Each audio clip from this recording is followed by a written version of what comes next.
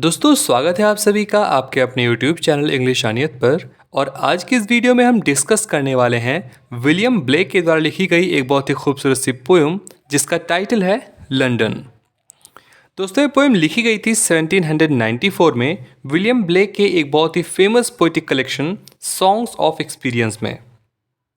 इस पूरे पोएम में विलियम ब्लेक इंडस्ट्रियल रिवॉल्यूशन को क्रिटिसाइज करते हुए लंदन सिटी के बारे में बात करते हैं कि किस तरह से यहाँ के लोग बहुत बुरी तरह से परेशान हैं, बहुत ही वीक हो गए हैं और हर तरफ सिर्फ चिल्लाहट और दुख और अप्रसन्नता, चीख और रोने की आवाज़ें ही सुनाई दे रही हैं।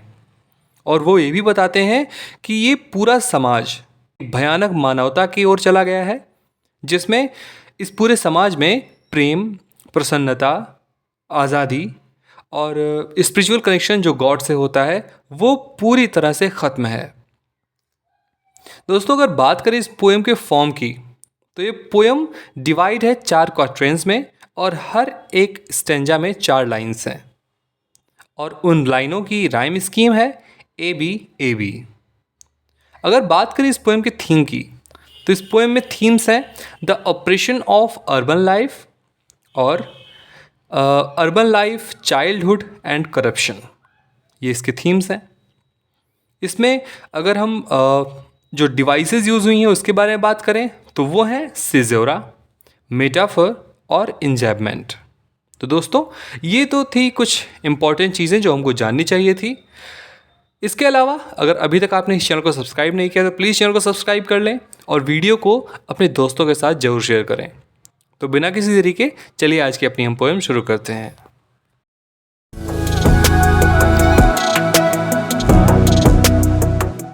दोस्तों अगर हम बात करें अपने पोएट विलियम ब्लेक के बारे में तो इनका जन्म हुआ था 28 नवंबर 1757 को सोहो, लंदन, इंग्लैंड में। और इनका देहांत हुआ था 12 अगस्त 1827 को जब ये 69 ईयर्स के थे, शेरिंग क्रॉस, लंदन, इंग्लैंड में। ये ऑक्यूपेशन से एक पोएट थे, एक पेंटर थे, एक प्रिंट मेकर थे और इन्होंने रॉयल एकेडमी ऑफ आर्ट से एजुकेशन अपनी प्राप्त की थी। इनके कुछ नोटेबल वर्क्स रहे हैं जैसे songs of innocence and experience, ये इनका मोस्ट फेमस वर्क माना जाता है। और उसी के साथ साथ the marriage of heaven and hell, the four Zoas और जेरूसलम और मिल्टन, ये इनके बहुत ही फेमस वर्क्स रहे हैं। तो अब चलिए हम मूव करते हैं अपने पोएम की ओर।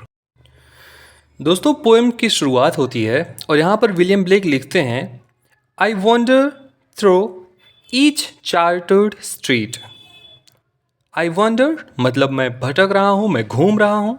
थ्रू ईच यानी कि हर एक, चार्टर्ड स्ट्रीट, चार्टर्ड यहाँ पर डेजिग्नेटेड के लिए यूज़ हुआ है। डेजिग्नेटेड यानी बहुत ही ख़ास।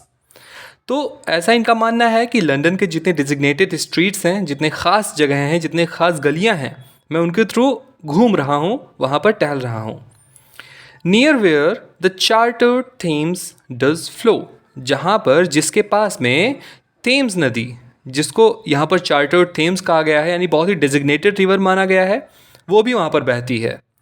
एंड और mark in every face I meet, और मैं हर एक व्यक्ति से, हर एक चेहरे से जिससे भी मैं मिलता हूँ, उनके ऊपर एक मार्क दिखता है, मुझे एक चिन्ह दिखता है। वो चिन्ह किसका होता है? Mark of weakness, mark of वो, यानी कि निराशा का जो मार्क होता है, निराशा की जो चिन्ह होती है वो मीन्स घोर कष्ट। वीकनेस मीन्स कमज़ोर, जो इंसान अंदर से कमज़ोर हो गया है, टूट चुका है, और ऐसा चिन्ह हमको देखने को मिलता है कि वो बहुत ज़्यादा कष्ट में है। यानी कि इस पूरे स्टेंजा का मतलब ये हुआ कि यहाँ पर पोएट लंदन के गलियों में घूम रहे हैं, वो थेम्स की नदियों को भी देखते हैं, उसको भी उन्होंने डेजिग्नेटेड रिवर कहा है, जहाँ पर ये जितने लोगों को देख रहे हैं उनके चेहरे पर एक अजीब सी निराशा और वीकनेस यानी कमजोरी दिखाई पड़ती है। बढ़ते हैं अगला स्टेंजा पर।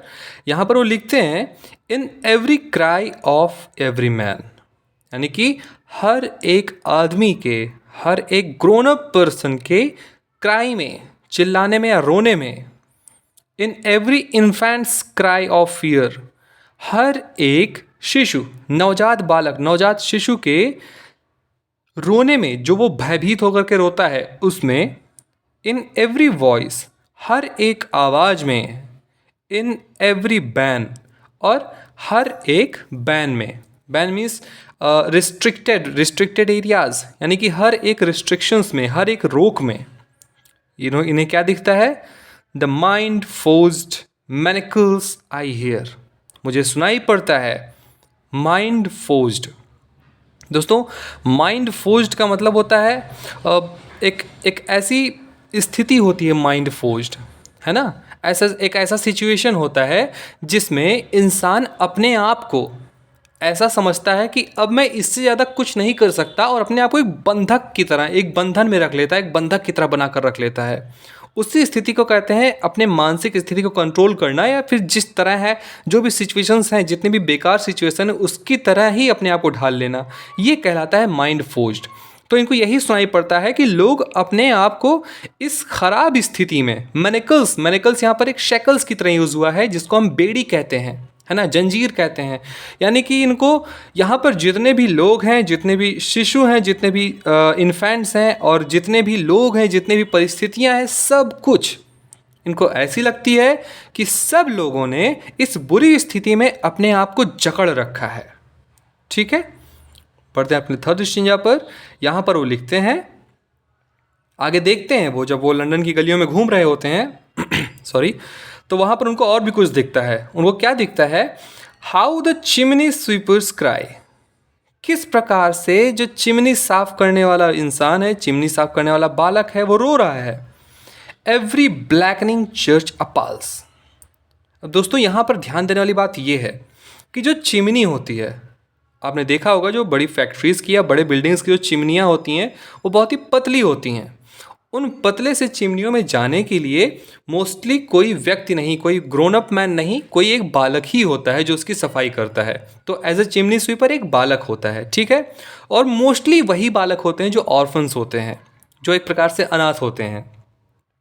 तो यहाँ पर जब विलियम ब्लेक उन बच्चों को देखते हैं कि किस प्रकार से वो चिमनी स्वीप करते हुए रो रहा है, करा रहा है, चिल्ला रहा है, तो वहाँ पर वो एक उस चर्च को क्रिटिसाइज करते हुए उसको ब्लैकनिंग चर्च कहते हैं, और सोचते हैं कि चर्च भी यहाँ पर अपाल्स, यानी अपाल मतलब उसको भी एक मानसिक आघात पहुँच रहा होगा, यहाँ पर चर्च भी बहुत दुखी हो रहा होगा। तो इस पूरे लाइन का ये मतलब है कि जिस प्रकार से जो चिमनी स्वीपर है वो चिमनी स्वीप करते हुए करा रहा है, रो रहा है, इससे उस चर्च को भी बुरा ही लग रहा होगा। लेकिन इसकी दुर्दशा पर चर्च के जितने अथॉरिटीज़ हैं, चर्च के जितने अधिकारी हैं, उनको जरा भी शर्म नहीं आ रही है, और ये उनके लिए बहुत ही शर्म की बात है।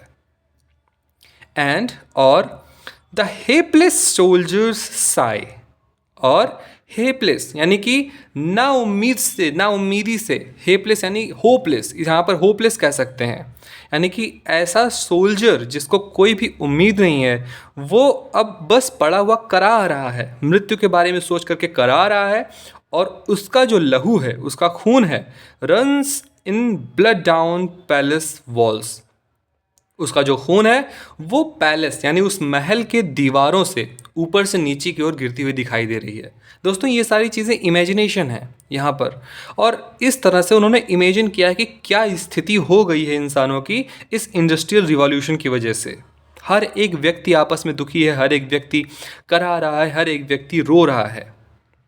आगे वो लिखते हैं, लास्ट पैराग्राफ है इस पोएम का, but most through midnight streets I hear. अब यहाँ पर बहुत अधिक समय हो गया है और विलियम ब्लैक को लंदन सिटी में, लंदन स्ट्रीट्स में टहलते हुए, कि अर्धरात्रि का समय हो गया है, और यहाँ पर लिखते हैं बट मोस्ट, लेकिन मुख्यतः through midnight streets I hear, यानी कि इस अर्धरात्रि में गलियों में मुझे सुनाई पड़ता है, मैं सुनता हूँ, हाउ द यूथफुल हैरलॉट्स कर्स। क्या सुनते हैं?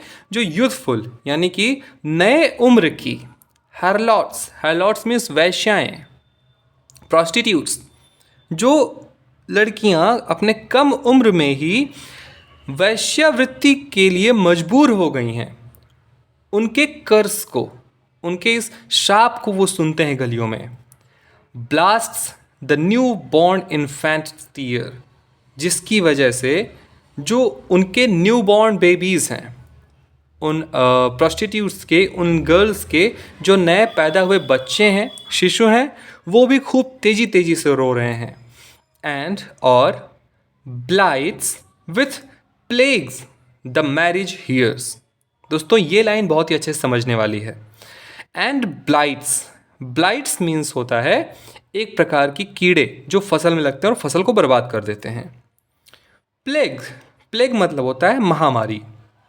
यहाँ पर वो लिख रहे हैं कि ये जो बच्चे रो रहे हैं और ये जो कर्ज दे रही हैं यहाँ पर हेरलॉट्स, उसकी वजह से मैरिज ईयर्स में, दोस्तों मैरिज ईयर्स एक प्रकार का व्हीकल होता है ना। एक व्हीकल है जो कि मृत्यु को और प्रेम को एक साथ लेकर के जाती है।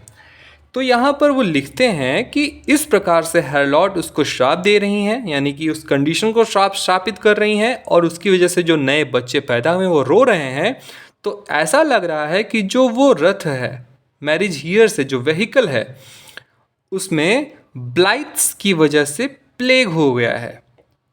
तो उस रथ को उन्होंने खराब कर दिया है और वो रथ मृत्यु और प्रेम किसी को भी यहाँ से लेकर के जा नहीं पा रहा है, जिसकी वजह से जो कंडीशन है वहाँ की वो बहुत ही ज़्यादा दयनीय हो गई है, मिजरेबल हो गई है। और दोस्तों यहाँ पर ये पोएम ख़त्म हो जाता है। दोस्तों उम्मीद करता हूँ ये पोएम आपको बहुत ही अच्छे से समझ में आई होगी। अगर आपको कोई सजेशन देना है तो आप कमेंट बॉक्स में सजेस्ट कर सकते हैं।